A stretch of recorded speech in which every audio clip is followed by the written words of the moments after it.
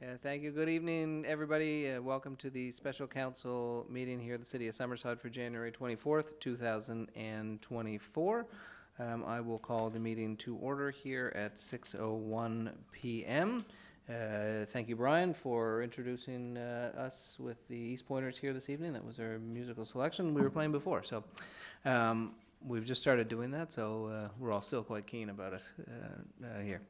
I will begin moving to item 2, and I will call for an approval of the agenda. I see Councillor Snow has his light on. Councillor? Could we just make an amendment to the agenda and add 8C, Resolution COS 24-009,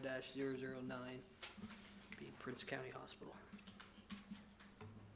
Okay, Councillor Snow has proposed an amendment to our agenda to add 8C Resolution 24-009, Prince County Hospital. So we'll put that on the agenda, and I will call for a motion to approve the agenda as amended. Move Councillor Adams, second Councillor Doiron. All in favor of the amended agenda, please indicate by saying aye. Any opposed? Hearing none, we'll proceed with the agenda as amended. We begin each one of our meetings by acknowledging that the land upon which we gather is the unceded Mi'kmaq territory. Abbotsford is covered by the historic treaties of peace and friendship. We pay our respects to the Indigenous Mi'kmaq people who have occupied this island for over 12,000 years, past, present, and future. At this point, I will call for any councillor to declare a conflict of interest with respect to any item on the agenda. Councillor Morrison? Yeah, I think it would be in my best interest if I do such a thing, and there may be a conflict or a perceived conflict, so I'll sit this one out. Thank you, Councillor. So Councillor Morrison will leave the room and lock himself up with his phone and wait until we come get him at item 8C, I believe. Any other councillors with respect to a conflict of interest on any item before us here this evening? Seeing none, we will move forward. At this point, as this is a planning matter, I will hand the meeting over to Councillor Doiron for item 5. Councillor. Thank you, Your Worship. Get right into things, I guess. Item 5 here is an application for official plan and zoning amendment and a discretionary use for 758 Water Street East. Background: an application was received from Ratelle Associates Ltd. for PID number 73684. The purpose of the official plan and zoning amendment is to allow a medical office as a discretionary use in the proposed C3 zone as follows. The proposed official plan amendment is to change the future land use map from institutional to commercial. The proposed zoning bylaw amendment is to change the zoning from institutional I zone to neighborhood commercial C3 zone. And the discretionary use is requested to be a medical office. Medical office means a building or part thereof used by qualified medical practitioners for the provision of medical and health care for outpatients, such as by chiropractors, acupuncture, massage, medical doctors, dentists, optometrists, nutritionists, physio and paramedical services, naturopaths, but excluding veterinarians. The application was advertised in the January 13th edition of The Guardian, and letters were mailed to property owners within 60 meters or 200 feet of the subject properties. Explanation of the process. In order to process an official plan and zoning bylaw amendment and a discretionary use, the following steps are required. Step 1, the zoning bylaw amendment is read a first time and declared as read at a first council meeting. Step 2, the zoning bylaw amendment is referred to Planning Board for review and recommendation. Step 3, the discretionary use is read at a public meeting. And those steps 1 to 3 take place at the same meeting of council, which is taking place this evening. Step 4, Planning Board reviews the applications and prepares a recommendation to council. Step 4 takes place at the Planning Board meeting, which will be Tuesday, February 6th at 5 p.m. Step 5, the zoning bylaw amendment is read a second time and declared as read at a second council meeting. Step 6, the official plan amendment is read to be adopted by council. The resolution will be either carried or defeated by vote of council. If the official plan amendment is adopted by council, it is sent to the Minister of Communities, Land and Environment for signature, and the amendment becomes official. If the official plan amendment is defeated, the zoning bylaw amendment and discretionary use will be defeated as well, as the zoning amendment and discretionary use cannot contradict the official plan amendment. Step 7, the zoning bylaw amendment is read to be adopted by council. The resolution will be either carried or defeated by vote of council. If the zoning bylaw amendment is adopted by council, it is sent to the Minister of Communities, Land and Environment for signature, and the amendment becomes official. And step 8, the discretionary use is read to be adopted by council. The resolution will be either carried or defeated by vote of council. And steps 4 through 7, I think that means 5 through 8. Is that right? Take place at council's second meeting, Tuesday, February 20th at 6:30 p.m. Please note that in accordance with section 5.20 of the city zoning bylaw, any person who is dissatisfied by a decision of council in respect of the administration of this bylaw may appeal council's decision within 21 days to the Island Regulatory and Appeals Commission. The current zone, institutional I. Purpose of this zone is to accommodate institutional buildings for education, health, government, public safety, recreation, culture, and religion. Permitted uses in the current institutional zone include under institutional, cemetery, government office, college, university, school premises, place of worship, hospital, cultural/interpretive center, accessory building, small, medium, and large childcare facility, public library, museum and gallery, or community center. Residential permitted uses include community care and nursing homes and social services agencies. Discretionary uses in the institutional zone subject to council approval include jail or correctional center, emergency services facility, utility facility, solar energy collector system, or research/laboratory facility. The proposed zone, which is Neighbourhood Commercial, C3, the purpose of this zone is to provide for small-sized commercial uses that serve the convenience needs of nearby residents and are compatible with residential neighborhoods. Permitted uses of the Neighbourhood Commercial zone include small, medium, and large childcare facilities, accessory buildings, convenience stores, and personal service shops. Residential permitted uses in the C3 zone include ancillary residence, 2 maximum, and information on that is in the additional standards in section 8. Discretionary uses in the C3 zone, subject to council approval, include medical office, fitness center, dining room and takeout, or business/professional office, and institutional uses in the C3 zone include a utility facility.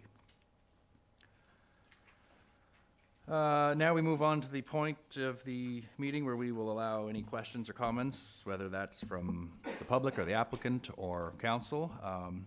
We'll first invite the applicant, Peter Ratelle, if he would like to present any information on the application. Otherwise, we'll just move on and ask for questions. Yeah, if you'd like to step up to the podium.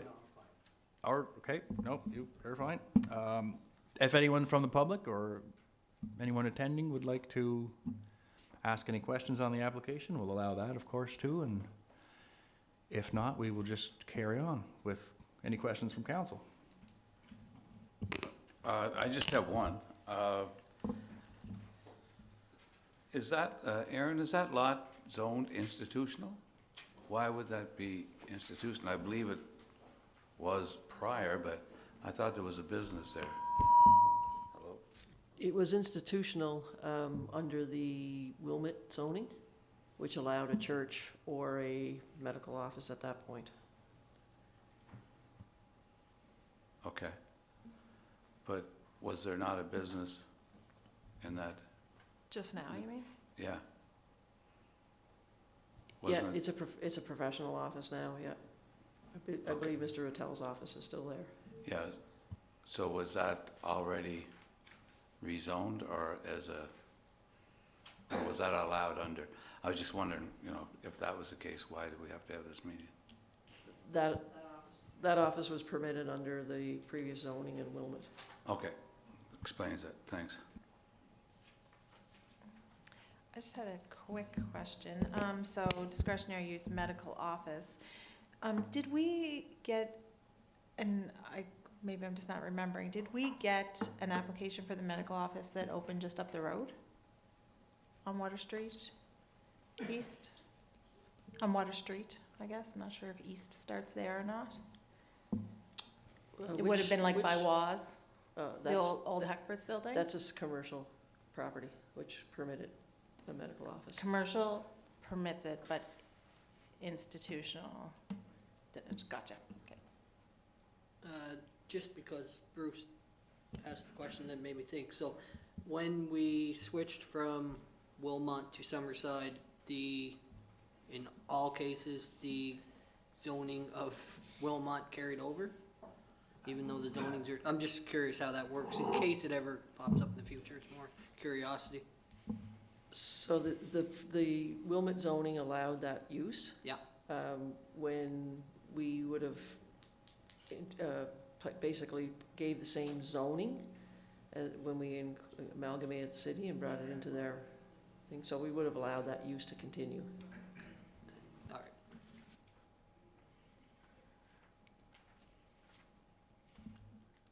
Okay, if no one else, I'll just move on to the resolutions, and that will be it. I guess it's nice to see the interest for another medical office, certainly needed. So, Resolution 24-007, moved by myself and seconded by Councillor Adams, whereas an application was received from Ratelle Associates Ltd. for a zoning amendment for PID number 73684 from institutional I zone to neighborhood commercial C3 zone under the City of Summerside zoning bylaw.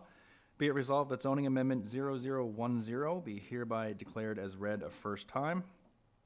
Zoning amendment 0010, a bylaw to amend the City of Summerside zoning bylaw. The Council of the City of Summerside, under authority vested in it by Section 18 and Section 19 of the Planning Act, hereby enacts as follows.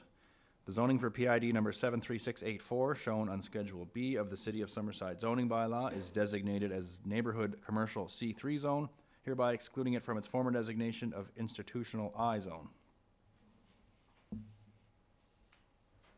Resolution COS 24-007, moved by Councillor Doiron, seconded by Councillor Adams, is on the floor. Any further comments or questions from council? Hearing none, I'll call for a vote. All in favor of said resolution, please indicate by saying aye. Aye. Any opposed? Hearing none, the resolution is carried. Councillor Doiron. And Resolution COS 24-008, moved by myself and seconded by Councillor Adams, whereas an application was received from Ratelle Associates Ltd. for a zoning amendment for PID number 73684 from institutional I zone to neighborhood commercial C3 zone under the City of Summerside zoning bylaw. And whereas zoning bylaw amendment 0010, a bylaw to amend the City of Summerside zoning bylaw, was read and declared as read a first time at this council meeting. Be it resolved that zoning bylaw amendment 0010, a bylaw to amend the City of Summerside zoning bylaw, be hereby referred back to the planning board for review and recommendation. Thank you, Councillor. That was moved by yourself and seconded by Councillor Adams. Again. Resolution COS 24-008, moved by Councillor Doiron, seconded by Councillor Adams, is on the floor. Are there any further comments or questions, statements from council? Hearing none, I will call for a vote on said resolution. All in favor, please indicate by saying aye. Any opposed? Hearing none, the resolution is carried. Councillor Doiron, do you want to just say when the next planning board meeting is, if you know when that is, or at least let folks know if you have an idea? Yes, indeed. It was, I think, listed at the top here. So the planning board will take place Tuesday, February 6th at 5 p.m. And then the final decision will take place Tuesday, February 20th at 6:30 p.m. Thank you, Councillor, Chair of Planning Board. We'll move on to item 8C now. Councillor Snow. All right, resolution COS 24-009, moved by myself, Councillor Corey Snow, and second. Oh, sorry. We'll wait for him. Apologies, sorry for the interruption. Thank you, Brian. We forgot to get Rick to come back. Councillor Morrison, you're welcome to join us again. It's all right.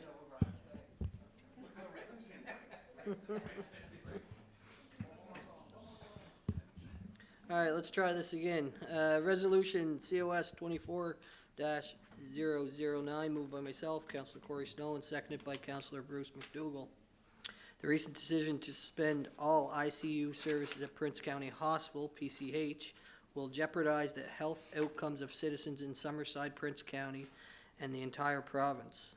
The implications of this decision and the failure to prevent this from occurring has resulted in further downgrades at PCH, new barriers to retention and recruitment of frontline health professionals, and increased morbidity and mortality.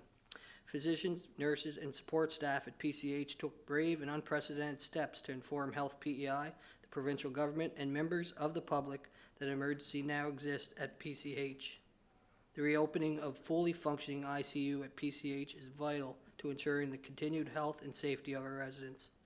We stand with our frontline healthcare professionals, stabilize our hospital, and build a truly one-island healthcare system that is integrated and equitable with fully functioning PCH ICU.